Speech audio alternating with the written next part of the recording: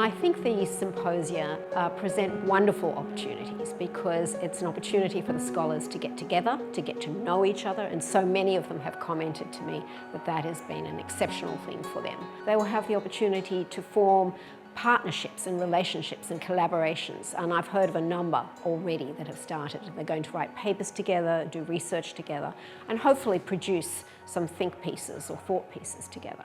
It was very different to your regular conference. It's an opportunity to get plugged into this amazing community of scholars from around the world and to talk about a range of different issues, from climate policy to the data footprint you have, to education systems and sustainable cities, and things that you would never otherwise think about in your regular line of work. Again, what's brilliant about a symposium like this is that it challenges us.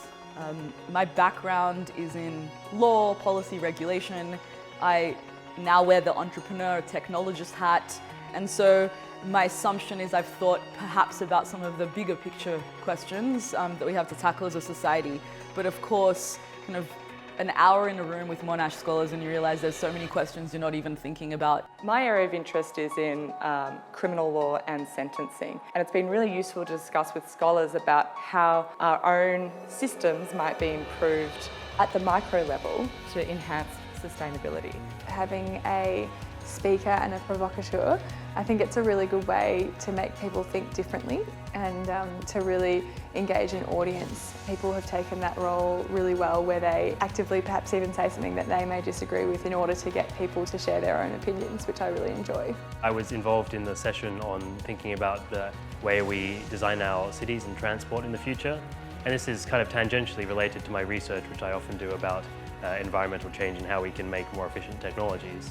And I think changing the way people think about how we should live is very important, because Australia has for a long time had these kind of traditional views of what the ideal Australian life is, this kind of white picket fence, and increasingly the newer generations are choosing different things. They're trying to be more environmentally conscious. And I think it's really important that we put these discussions in the open and people think about what the future will actually hold for Australia and for our generation as we grow up and then become the leaders of the future. The main takeaway from this symposium that I've learnt from some of the other scholars is the capacity to imagine is really important, the role of imagination. And often when we frame these problems, it's in quite a sort of a negative way. And I think that capacity to imagine and to sort of dream about what's next is absolutely vital. The aspect of the symposium that is most valuable to me is meeting the new scholars, because I've been involved in the process of reading applications that have come from across Australia, and we've seen such incredible talent, and every year the pool of applications get bigger and bigger. And to now see the final, the successful applicants is extraordinary, and to talk to them about their trajectory and also provide some mentorship, because what they're doing and the beginning of that journey is so exciting that I look forward to this symposium in a few years' time where we start to see the outcomes.